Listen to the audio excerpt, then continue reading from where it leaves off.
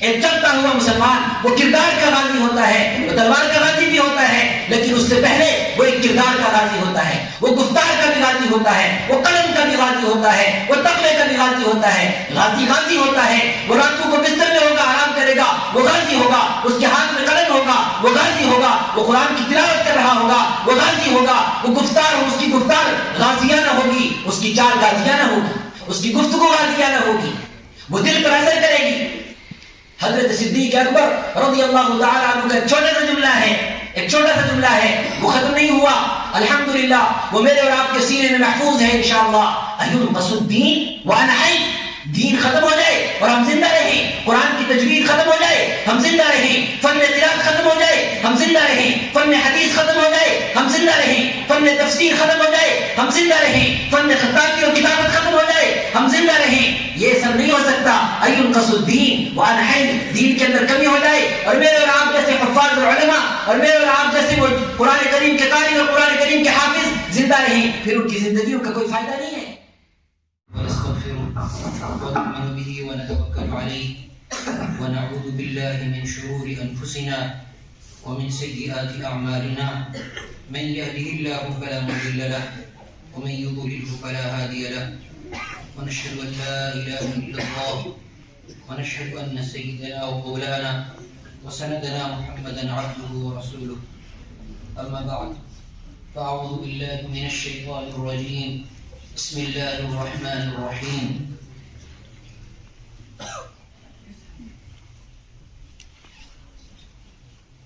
فأعرض عنهم وعظهم وقل لهم في أنفسهم قولا بليغا۔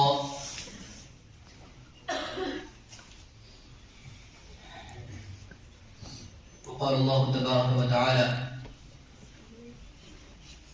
والذين يقولون ربنا هب لنا من أزواجنا وذرياتنا قرة أعين واجعلنا للمتقين إماما، أولئك يجزون الغرفة بما صبروا ويلقون فيها تحية وسلاما۔ صدق الله العظيم۔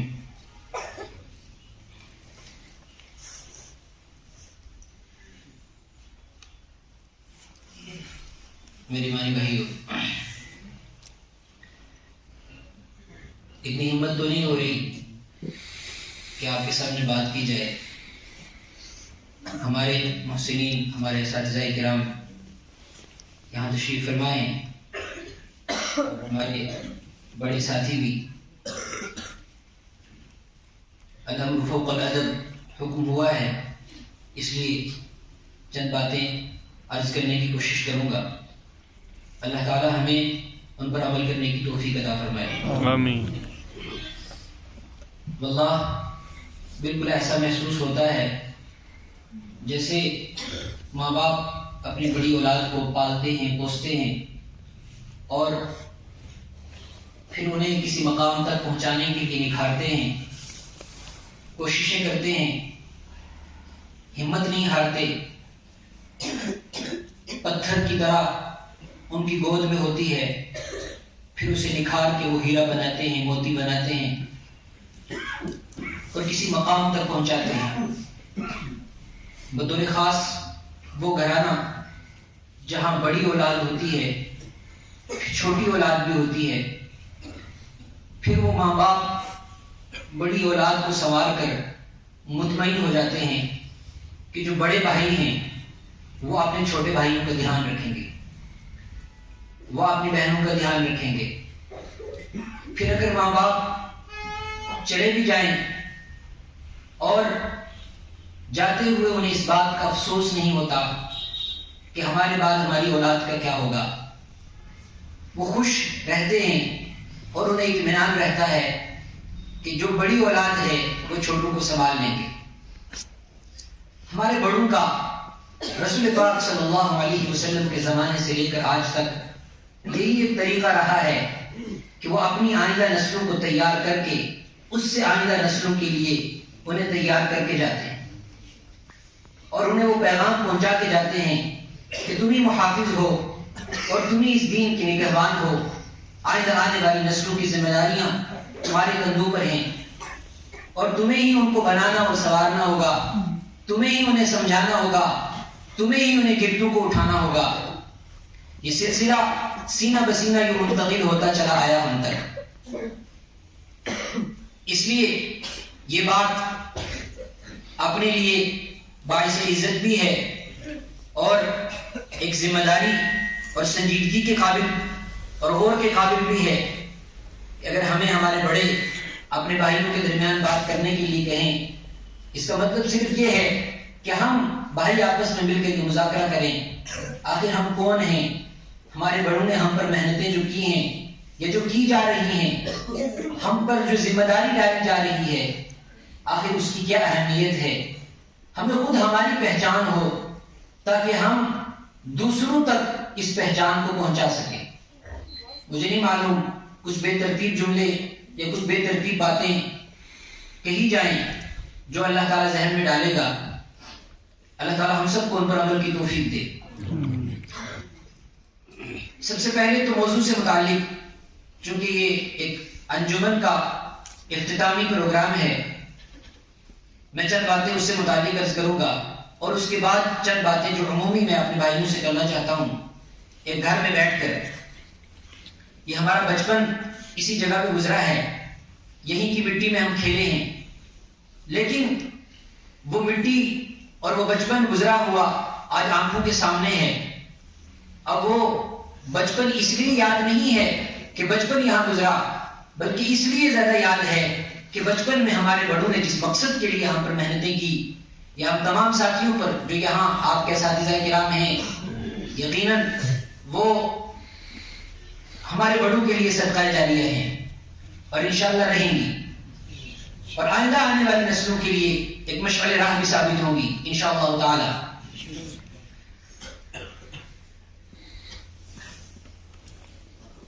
موضوع سے متعلق چند باتیں میں یہ عرض کرنا چاہتا ہوں۔ کچھ چیزیں ایسی ہیں جو زمانے کی تیز رفتاری کے ساتھ ہم اس سے غافل ہو جاتے ہیں، سست ہو جاتے ہیں۔ جب ذمہ داری پڑتی ہے اپنے کندھے پر، پھر محسوس ہوتا ہے کہ میں وہ وقت گنوا آیا، وہ پیچھے چھوڑ آیا، جو چیزیں مجھے اس وقت سیکھنی چاہیے تھی میں اس سے کافی آگے آ چکا ہوں۔ ہمارے مدارس کے نظام میں جو بطور خاص جس چیز کی طرف توجہ دی جانی چاہیے اور دی جانا ضروری بھی ہے، وہ ہمارے انجمن کا نظام ہے۔ دارالعلوم دیوبند کے قیام کے ساتھ ہی دارالعلوم دیوبند کی تاریخ کے اندر اس انجمن کے نظام کا مستقل تذکرہ ملتا ہے۔ ہمارے اکابرین نے اس پر کڑی محنتیں کی ہیں اور کڑی نگرانیاں اس کی ہیں۔ کیوں؟ اس لیے کہ کتاب انزلناہ الیک لتخرج الناس من الظلمات الی النور باذن ربهم الی صراط العزیز الحمید۔ یہ اللہ نے کتاب تاقوں میں سجانے کے لیے نہیں، یہ اللہ نے کتاب تعویذ بنانے کے لیے نہیں، یہ اللہ نے کتاب برکت کے مقصد سے نہیں اتاری۔ کتاب انزلناہ الیک لتخرج الناس من الظلمات الی النور، یہ ان لوگوں کو تاریکیوں سے واپس لانے کے لیے ہمیں دی گئی جو یہ پہچانتے ہی نہیں کہ وہ تاریکی کے راستے پر ہیں۔ یہ ان لوگوں کو روشنی پر لانے کے لیے دی گئی جنہیں روشنی کے راہ کا پتہ نہیں ہے، جنہیں روشنی کی تعریف نہیں ہے، جنہیں روشنی کی پہچان نہیں ہے۔ وہ روشنی سے تاریکی سمجھ کے بھاگتے ہیں اور تاریکی کی طرف روشنی سمجھ کے جاتے ہیں۔ ذالک مبلغهم من العلم، ان کا علم وہاں لے جا رہا ہے جہاں سے ان کی واپسی کی کوئی امید نہیں ہے۔ وہ ہلاکت کے قریب جنت سمجھ کے جا رہے ہیں اور جنت کو جہنم سمجھ کے پیچھے ہٹ رہے ہیں۔ کتاب انزلناہ الیک، اور یہ چھوٹی بات نہیں ہے۔ رسول پاک صلی اللہ علیہ وسلم نے اپنی امت کو مخاطب کر کے فرمایا کہ میں تم پروانوں کی طرح ہو جو آگ کی طرف لگ کے جا رہے ہو، جہنم کے شعلوں کی طرف لگ کے جا رہے ہو۔ وَأَنَا آخِذُكُمْ بِحُجَتِكُمْ، اور میں تمہاری کمر پکڑ کر تمہیں سمجھا کر واپس لانا چاہتا ہوں۔ اس طریقے سے دنیا دیوانی ہے۔ اب دیوانوں کو اور مجنوں کو واپس لانا اتنا آسان نہیں ہے۔ جب تک آپ کی نگاہیں کام نہیں کرے گی، جب تک آپ کی زبان کام نہیں کرے گی، جب تک آپ کا کردار کام نہیں کرے گا، جب تک آپ کی صلاحیتیں کام نہیں کرے گی، آپ کی زبان سے نکلنے والے قرآن کے الفاظ میں ایسی طاقت ہے کہ جب آپ کے تقوی کی طاقت اس کے ساتھ ملے گی، آپ کی کردار کی طاقت اس کے ساتھ ملے گی، آپ کے عفت اور پاک دامنی کی طاقت اس کے ساتھ ملے گی، آپ کی آنکھوں کی حیا اس کے ساتھ ملے گی، یہ وہ انقلاب لے کر آئے گی، وہ انقلاب لے کر آئے گی جو انقلاب قرآن پاک کے اترتے ہوا آیا ہے۔ لیکن اس کے لیے شرط یہ ہے، اس کے لیے شرط یہ ہے کہ کردار ویسا ہو، اس کے لیے شرط یہ ہے کہ گفتار ویسی ہو، اس کے لیے شرط یہ ہے ہماری پاک دامنی اور تقوی کا معیار ویسا ہو۔ یہ انجمن کا جو معیار ہے یہ ہمارے کردار کے ساتھ ساتھ، ہمارے تقوی کے ساتھ ساتھ، ہماری علمی صلاحیتوں کے ساتھ ساتھ ہماری گفتار کو مہمیز لگاتا ہے، ہماری گفتار کو درست کرتا ہے، ہمارے چال چلن کو درست کرتا ہے، ہمارے اٹھنے بیٹھنے کے سلیقے کو جو سنت کے کردار میں ڈھالاتا ہے۔ اس طریقے سے ایک سنت کے کردار میں اتر کر جب خطیب کھڑا ہوتا ہے، ایک سنت کے کردار میں اتر کر اعتماد کے ساتھ، سیلف کانفیڈنس کے ساتھ جب کھڑا ہوتا ہے اور موتی کی طرح اس کی زبان سے جب قرآن کی آیتیں نکلتی ہیں، جب دل سے نکلتی ہیں، آنکھوں کے چشمے جاری ہوتی ہیں، دل پر اثر ہوتا ہے، یوں ہی نہیں بس کچھ بھی رٹ لیا اور اس کا اثر ہو جائے نہیں۔ جب رسول پاک صلی اللہ علیہ وسلم تلاوت کرتے تھے، جب آپ خطبہ دیتے تھے، جب صدیق اکبر خطبہ دیتے تھے، جب عمر فاروق خطبہ دیتے تھے، جب میدان رزمگاہ کے اندر جب خالد بن ولید خطبہ دیتے تھے، ان کی ایک چھوٹی چھوٹی تقریریں، ان کے چھوٹے چھوٹے جملے پورے کے پورے لشکر کے اندر راشد علی کر روب داری کر دیتی تھی، وہ دشمن کو مرعوب کر دیتی تھی۔ اور اسی کیفیت کے لیے اللہ تبارک و تعالیٰ نے ارشاد فرمایا، اے اعدوا لهم ما استطعتم من قوة، جو تمہارے پاس طاقتیں ہیں تم دشمنوں کے لیے اسے تیار رکھو۔ وہ طاقت صرف تلوار کی طاقت نہیں، وہ طاقت اخلاق کی طاقت بھی ہے، وہ طاقت آپ کی زبان کی طاقت بھی ہے، وہ طاقت آپ کے عفت اور پاک دامنی اور تقوی کی طاقت بھی ہے، وہ آپ کی کردار کی طاقت ہے، وہ آپ کے چلنے کی صلاحیتوں کی طاقت ہے، وہ آپ کے قلم کی طاقت ہے۔ یہ ساری کی ساری طاقتیں اسی قوہ کے اندر شامل ہیں۔ ترہبون بہ عدو اللہ وعدوکم، اللہ کا دشمن اور تمہارا دشمن تمہاری انہی طاقتوں سے خوف کھاتا ہے، انہی طاقتوں سے خوف کھاتا ہے۔ ایک چلتا ہوا مسلمان وہ کردار کا غازی ہوتا ہے، وہ تلوار کا غازی بھی ہوتا ہے، لیکن اس سے پہلے وہ ایک کردار کا غازی ہوتا ہے، وہ گفتار کا بھی غازی ہوتا ہے، وہ قلم کا بھی غازی ہوتا ہے، وہ تقوی کا بھی غازی ہوتا ہے۔ غازی غازی ہوتا ہے، وہ راتوں کو بستر میں ہوگا، آرام کرے گا، وہ غازی ہوگا، اس کے ہاتھ میں قلم ہوگا، وہ غازی ہوگا، وہ قرآن کی تلاوت کر رہا ہوگا، وہ غازی ہوگا، وہ گفتار ہو، اس کی گفتار غازیانہ ہوگی، اس کی چال غازیانہ ہوگی، اس کی گفتگو غازیانہ ہوگی، وہ دل پر اثر کرے گی۔ حضرت صدیق اکبر رضی اللہ تعالیٰ عنہ کا ایک چھوٹا سا جملہ ہے، ایک چھوٹا سا جملہ ہے، وہ ختم نہیں ہوا، الحمدللہ وہ میرے اور آپ کے سینے میں محفوظ ہے انشاءاللہ۔ اَيُنْقَصُ الدِّينُ وَأَنَا حَيٌّ، دین ختم ہو جائے اور ہم زندہ رہیں، قرآن کی تجوید ختم ہو جائے ہم زندہ رہیں، فن قرات ختم ہو جائے ہم زندہ رہیں، فن حدیث ختم ہو جائے ہم زندہ رہیں، فن تفسیر ختم ہو جائے ہم زندہ رہیں، فن خطاطی اور کتابت ختم ہو جائے ہم زندہ رہیں۔ یہ سب نہیں ہو سکتا۔ اَيُنْقَصُ الدِّينُ وَأَنَا حَيٌّ، دین کے اندر کمی ہو جائے اور میرے اور آپ جیسے حفاظ اور علماء اور میرے اور آپ جیسے وہ قرآن کریم کے قاری اور قرآن کریم کے حافظ زندہ رہیں، پھر ان کی زندگیوں کا کوئی فائدہ نہیں ہے۔ ہمارے اکابرین نے انہی سب چیزوں کو سامنے رکھتے ہوئے یہ نظام قائم کیے، جہاں رسول پاک صلی اللہ علیہ وسلم کی تعریف کرنے والا اسٹیج پر آئے تو انسانوں کی آنکھوں سے آنسو کی لڑیاں لگ جائیں، جہاں قرآن کریم کو بیان کرنے والا اسٹیج پر آئے تو ان لوگوں کے دلوں پر اپنی حکومت جمائے، اور جب قرآن پاک کی تلاوت کرنے والا قاری قرآن پڑھنے کے لیے اسٹیج پر آئے تو لوگوں کی آنکھوں سے آنسو کی جھڑیاں لگ جائیں۔ یہ سب چیزیں خدا داد بھی ہیں، لیکن اس کے ساتھ ساتھ میری اور آپ کی محنت اور مشقت بھی اور مشق بھی اس کے لیے ضروری ہے۔ اللہ نے ہمیں کسی صلاحیت کی کمی سے نہیں، اللہ نے ہمیں کسی چیز کی کمی نہیں دی، ہر طرح کی صلاحیت اللہ تعالیٰ نے مدرسے کے طلباء کو دی، ہر طریقے کی صلاحیت سے اللہ نے نوازا۔ آپ ان کی آوازوں کا مقابلہ نہیں کر سکتے، آپ ان کے قلم کے لکھنے کی طاقت کا مقابلہ نہیں کر سکتے، آپ ان کی گفتار کی طاقت کا مقابلہ نہیں کر سکتے۔ واللہ بڑی بڑی مجلسوں میں دیکھا گیا بڑے بڑے آفیسر، جن کے باضابطہ ٹریننگز ہوتی ہیں، جن کی ٹریننگ پر لاکھوں روپے لگایا جاتا ہے، جب وہ اسٹیج پر کھڑے ہوتے ہیں ایک عالم کا مقابلہ نہیں کر سکتے، کبھی نہیں کر سکتے۔ ان کی زبان لڑکھڑا جاتی ہے اور ان کا کوٹ اور پتلون لڑکھڑا جاتا ہے، لیکن ایک سیدھے سادے لباس میں، ایک سیدھے سادی گفتار کے ساتھ، بالکل ایک سیدھا سادہ عالم جب کھڑے ہو کر اعتماد کے ساتھ، مضبوطی کے ساتھ قرآن اور حدیث کی روشنی میں بات رکھتا ہے، یہ مضبوطی کہاں سے آئی؟ یہ قرآن کی مضبوطی ہے۔ الحمدللہ الذی انزل علی عبدہ الکتاب ولم یجعل لہ عوجا قیما لینذر۔ اللہ نے ایسی تعریف، اللہ نے ایسی کتاب اتاری ہے جس میں کوئی عیب نہیں ہے، جس میں کوئی کجی نہیں ہے، جس انسان کے اندر یہ کتاب داخل ہو جاتی ہے، جس کی گفتار میں یہ کتاب آ جاتی گفتار میں کوئی کجی نہیں رہتی، اس کے کردار میں کوئی کجی نہیں رہتی۔ تو میرے بھائیوں، اس کو ہلکا نہ سمجھیں، اس کو کبھی کم مت سمجھیں۔ ہم سست ہو گئے، لوگ تیز ہو گئے، ہم غافل ہو گئے، لوگوں نے الگ الگ انداز سے لوگوں کے دلوں پر حکومتیں جمانے شروع کر دی۔ آپ کو نہیں معلوم، ایک زمانہ آیا جب قرآن نازل ہوا، قرآن لوگوں کے دلوں میں اترنے لگا، قرآن جو ہے لوگوں کو جماعت در جماعت اپنی طرف کھینچنے لگا۔ بڑے بڑے ظالم اور کافر اور مشرک اور بڑے بڑے ضدی قسم کے لوگ جو قرآن سے بھاگتے تھے، وہ جوک در جوک قرآن پاک سننے لگے۔ پھر کیا ہوا؟ وَمِنَ النَّاسِ مَن يَشْتَرِي لَهْوَ الْحَدِيثِ لِيُضِلَّ عَن سَبِيلِ اللَّهِ بِغَيْرِ عِلْمٍ۔ اللہ اکبر۔ کچھ خبیث قسم کے، کچھ ذلیل ترین اس معاشرے کے انسان کھڑے ہوئے، قرآن کے مقابلے میں انہوں نے گانے بجانے کو عام کیا، قرآن کے مقابلے میں انہوں نے نئے فتنے ایجاد کیے، بے حیائی کا سامان عام کیا، گانے بجانے والیوں کو عام کیا قرآن کے مقابلے میں، اور لوگوں کو کہنے لگے وَقَالَ الَّذِينَ كَفَرُوا لَا تَسْمَعُوا لِهَذَا الْقُرْآنِ، یہ قرآن نہیں سننا، وَالْغَوْا فِيهِ، اور اگر کوئی قرآن سنانے لگ جائے تو شور شرابے کرو، ہنگامے کرو، اور لوگوں کو ادھر ادھر توجہ مبذول کرا دو تاکہ کوئی قرآن سننے نہ آ جائے۔ یہ آیت اصل میں سنانا میں نے اس لیے سنائی آپ کو کہ وہ زمانہ ختم نہیں ہوا، وہ چال ختم نہیں ہوئی، وہ طریقہ کفر کا اور مشرکوں کا ختم نہیں ہوا، آج بھی وہی طریقہ ہے۔ آج بھی لوگوں کے دلوں پر حکومت گانوں کے ذریعے کیوں ہوئی؟ اس لیے کہ ہماری محنتیں کمزور ہو گئی۔ لوگوں کے دلوں پر دوسروں کی باتوں کا اثر کیوں ہوا؟ اس لیے کہ ہماری گفتار سے قرآن غائب ہو گیا، ہمارے انداز گفتگو مؤثر نہیں رہا،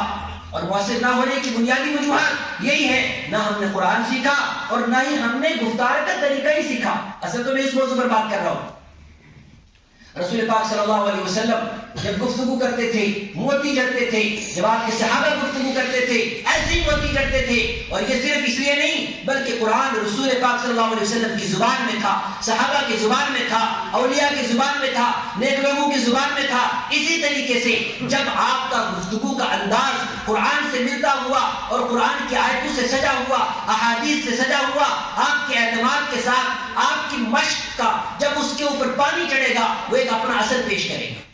وہ ایک اپنا اثر پیش کرے گا۔ اس لیے ہمارے مفتی صاحب رحمۃ اللہ علیہ فرمایا کرتے تھے کہ دیکھو گونگے مولوی مت بنو،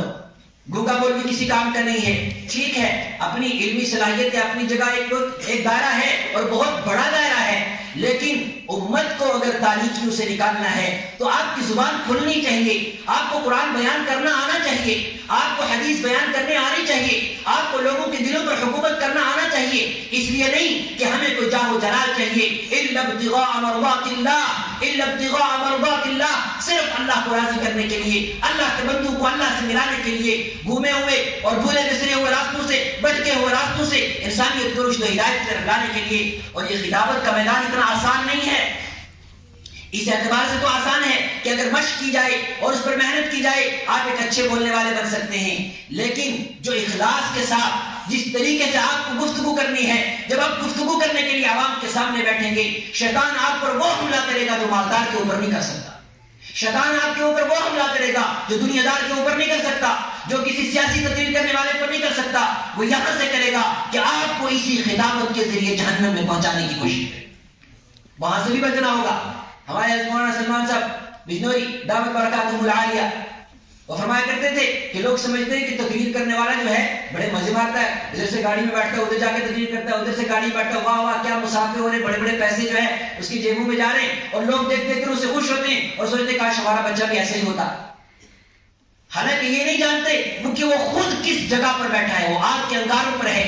اگر اس کے دل میں اتنی سی بھی بات آ گئی، واہ یار کیا زبردست بات ہے میری، اے سارے لوگ مجھے بڑے غور سے سن رہے ہیں، گیا جہنم میں، سب کچھ ختم۔ مثل الذین ينفقون اموالهم رئاء الناس، جو لوگوں کو دکھانے کے لیے کچھ بھی کرے گا کیسا ہوگا؟ کمثل صفوان علیہ تراب فاصابه وابل فتركه صلدا، وہ ایسا ہے جیسے کہ چٹکل پتھر کے اوپر اس نے کوئی پودا اگایا، نہ وہاں مٹی بچے گی، نہ وہاں بیج بچے گا اور نہ وہاں پر پودا اگے گا۔